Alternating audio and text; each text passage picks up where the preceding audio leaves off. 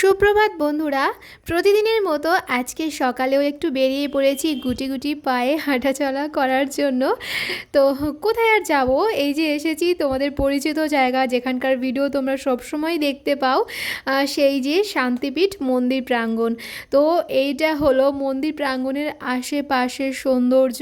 আর যে ফলটা তোমরা দেখলে ওটা তো করমচা বলে থাকি আমরা, আর তোমরা কি বলে থাকো সেটা আমাকে কমেন্টে জানিও। আর ওই যে দেখো মন্দিরের পিছনে কয়েকটা গাছের মধ্যে থেকে আমাদের সূর্যি মামা উঁকি মারছেন। কত সুন্দর একটা দৃশ্য দেখো। তো এখানে আসলে না সত্যি মনটা খুব ভালো লাগে। তো আজকে একটু অন্যরকম ভিডিওটা হবে। আজকে মন্দিরের আশেপাশের পরিবেশের সাথে তোমাদের একটু পরিচয় করাই, আর মন্দিরের প্রতিমাকে দর্শন করাবো আজকে। তো প্লিজ এই ছোট্ট ভিডিওটি কেউ স্কিপ করো না। আর আমাকে দেখো, আমি সকালবেলায় এসে দেখো করমচা গাছ ধরে ঝুলছি। গাছের ফল দেখলে আমার খুব হাত চুলকায়, তাই কয়েকটা করমচা ফল পাড়তে আমি লেগে গিয়েছি। আর আমার বরমাসে আমার ভিডিওটা করে দিচ্ছিল। তারপর ওখান থেকে এসে মন্দির খুললে, মন্দির এমনিতেই খোলা থাকে, মন্দিরের মেন দরজাটা বন্ধ থাকে, সেটা 9টার সময় করে খোলা হয়, আর এমনি গেটটা সব সময় খোলা থাকে। তো ওখান থেকে এসে মালা কয়েকটা গাঁথলাম। আর এই যে দেখো কত ফুল, তারা মায়ের জন্য লাল ফুল, আর ভোলেনাথ আর বড় বাবার জন্য সাদা ফুলের মালা। আর এই ফুলের মালা গলায় পরে মা আমাদের দেখো রাজরানীর মতো বিরাজ করছেন যেন। মায়ের রূপ তো কি বলবার, কোনো কিছুর সাথেই আমি তুলনা করতে পারছি না। তো এখানে কিছুক্ষণ আবার মন্দিরে সময় কাটানোর পর আমরা বাড়ি ফিরছিলাম। তো বাড়ি যাওয়ার পথে দেখো এই যে গোসাপ, আমাদের এখানে প্রচুর পরিমাণে দেখা যায় এই গোসাপ। আর এর আগেও আমি একটা লাইভ করেছিলাম, আর সেই লাইভটা ছিল আমার সোশ্যাল মিডিয়ার ফার্স্ট লাইভ ছিল। আর সেটা আমি বাড়ি থেকেই করেছিলাম, কারণ আমাদের বাড়ির পাশে একটা পুকুর আছে, আর সেটারও লাইভ তোমাদের প্রায় সময় আমি শেয়ার করি। তো সেই পুকুরেই অনেকগুলো ওই গোসাপ দেখা যায়, কুমিরের মতো দেখতে প্রায়। আর মাঝে মাঝে না ওদেরকে মানে আচমকা দেখলে আমাদের মানে বাড়ির থেকে পুকুরে তো দেখা যায়, আর তাছাড়া রাস্তাঘাটেও দেখা যায়। তো আচমকা দেখলে না যেন কুমির যাচ্ছে, মানে একটা কুমিরের একটা আতঙ্ক, সেই ভয়টা এসে যায়। তো অনেক কুমিরের গল্প হলো, তারপর আসি একটু টিফিনের গল্পে। তো ওখান থেকে এসে আমার প্রতিদেব একটু পরোটা আর আলুর তরকারি বসিয়েছে। এখন বাজে প্রায় ঘড়িতে 9:30 মতো বাজে। তো পরোটা বানাচ্ছে, আর আমি ওখান থেকে এসে একটু টায়ার্ড হয়ে গিয়েছিলাম, তাই আমি একটু বসেছিলাম। তারপরে ভাবলাম ও এগুলো বানাচ্ছে, আমি একটু ভিডিও বানাই, তো তাই আর কি ভিডিওটা বানানো। আর ও এত সুন্দর পরোটা বানায়, সেটা আমার তো মনেই হয় না যে কোনো মেয়েও এমনটাই পারে। মানে আমার যত দূর পর্যন্ত পরিচিত হয়েছি, আমি যেখানে যেখানে যত দূর পর্যন্ত পরিচিত হয়েছি, যত বার যেখানে ঘুরতে গিয়েছি, সব জায়গায় পরোটা বলো বা অন্য যে কোনো খাবার টেস্টও করেছি, এমন ধরনের পরোটা আমি কোথাও খাইনি। এত নরম, আর নরম থেকে বড় কথা যেন কাগজের মতো পরোটাটা, আর কোনো তেলই নেই, এত সুন্দর খেতে লাগে পরোটাটা। কি হলো, তোমরা না খেলে তোমরা বুঝতে পারবে না এই পরোটার স্বাদ।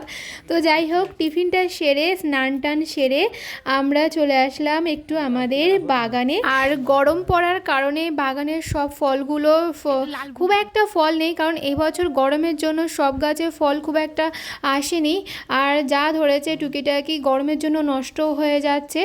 আর এই যে দেখো জামরুল গাছ, আমাদের ছোট্ট একটা জামরুল গাছ, আর এবছর খুবই কম জামরুল এসেছে, কিন্তু এত টেস্ট হয়েছে এবছর। অন্য অন্য বছর পোকা লেগে যায়, খাওয়াই যায় না, কোনো মিষ্টি থাকে না, কিন্তু এই বছর জামরুলগুলো পোকাও খুব একটা লাগেনি, আর মিষ্টি এত মিষ্টি হয়েছে, মানে এমন জামরুল কিনতেও পাওয়া যাবে না, এত মিষ্টি এই জামরুলটা। তো কিছু কিছু জামরুল আবার মানে বেশি দিন হয়ে গিয়েছে না, তাই জন্য প্লাস্টিক বাঁধাও ছিল, তার মধ্যে আবার পচে যাচ্ছিল। তো ও বলল আজকে সব জামরুলগুলো, ফল টল বাগানে কি কি আছে আর জামরুল টামরুল পেরে নিই, কারণ নষ্ট হয়ে যাচ্ছে গরমে। তো এই যে চলে এসেছি দুজনে বাগানে। আর খুব একটা বেশি হয়নি, মাত্র 20-30 পিস জামরুল। এই যে দেখো ল্যাংচার মতন দেখতে, আর খুবই টেস্টি আর মিষ্টি। তো এই যে আমি পারছি, খুব ভালো লাগছিল। গাছ থেকে ফল পাড়তে খুবই ভালো লাগে, কার না ভালো লাগে বলো। তো তাই আর কি আমি পারছি। আর তারপর আমার হাতটা যখন ভর্তি হয়ে গিয়েছে, আমি বললাম যে তুমি পারো। তো তাই ও এখন পারতে লেগেছে। আর তাছাড়া নিচের যেগুলো ছিল আমি সেগুলো পেরেছি, এবার উঁচুতে আছে, ও হাত পাবে। তাই আর কি উঁচুর দিকে যে জামরুলগুলো আছে সেগুলো ও পারছে এখন। তো দেখেছো জামরুলগুলো দেখতে কত সুন্দর। আর এই যে মাঝে মাঝে কয়েকটা জামরুল আবার নষ্ট হয়ে এসেছে, গরমের জন্য প্লাস্টিকের মধ্যে আছে তো, তাই আর কি। আর সব কটাই আজকে পেরে নেওয়া হচ্ছে। আর আজকে গরমও আছে। আর তাছাড়া তোমাদেরকে জানাই এই ভিডিওটা, আজকে তো ঝড়ের দিন, তো এই ভিডিওটা 3 দিন আগের ভিডিও। তো তখন তো গরম ছিল, সেই দিনের ভিডিও। আর তারপরে যে বাগানের একটা গাছ, এটা আমাদের 3টে কাঁঠাল গাছ, 3টে কাঁঠাল গাছের মধ্যে একটা গাছে হয়নি, আর এই গাছটায় মাত্র 2টো হয়েছে।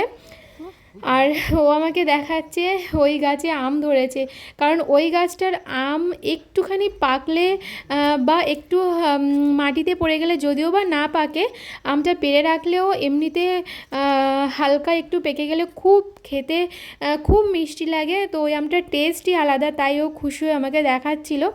আর তারপরে এদিকে চলে আসলাম জাম গাছে। জাম গাছ এখন জাম পাকেনি, জাম এখন দেখতে পাচ্ছ কাঁচা কাঁচা জাম, ছোট ছোট, আর এখন বড় হতে দেরি হবে জাম। তারপরে এই যে দেখো গরমে পেয়ারার হাল। এই বছর আমাদের এই পেয়ারা গাছের ফলটা ভালো হয়নি। পেয়ারা গাছের পেয়ারাগুলো প্রত্যেক বছর এই পেয়ারা, প্রত্যেক বছর বলতে এটা 12 মাসের গাছ। তো এই প্রথম এই গরমে পেয়ারার অবস্থা খুবই খারাপ। এই গরমে পেয়ারা পাকতে না পাকতে শুকিয়ে পেকে যাচ্ছে, আর তার উপরে দানাগুলো খুব বড় বড় হয়ে খুব একটা বাজে একটা টেস্ট এসেছে। কিন্তু লাল পেয়ারাটা পোকা হতো, এবছর কিন্তু লাল পেয়ারাটা খেতে পেরেছি, খুব মিষ্টি হয়েছে, খুব টেস্টি হয়েছে। তো এই যে আমাদের ছোট্ট বাগানটা তোমাদেরকে শেয়ার করলাম আজকে। আর তারপরে চলে আসি এই যে আমাদের ছোট্ট মতো একটা কাঁঠাল গাছ। তোমাদের বললাম যে 3টে কাঁঠাল গাছ, 3টে কাঁঠাল গাছের মধ্যে ওটাতে 2টো হয়েছে আর একটাতে হয়নি, আর এই ছোটোটাতে এই যে এই কয়েকটা হয়েছে। তো এই গাছে প্রচুর পরিমাণে কাঁঠাল হয়েছিল আমার বিয়ের সময়, কিন্তু বিয়ের পর থেকে আর কোনো বছরই কাঁঠাল হয়নি, কারণ সবাই বলে যে নজর একটা পড়ে যায়।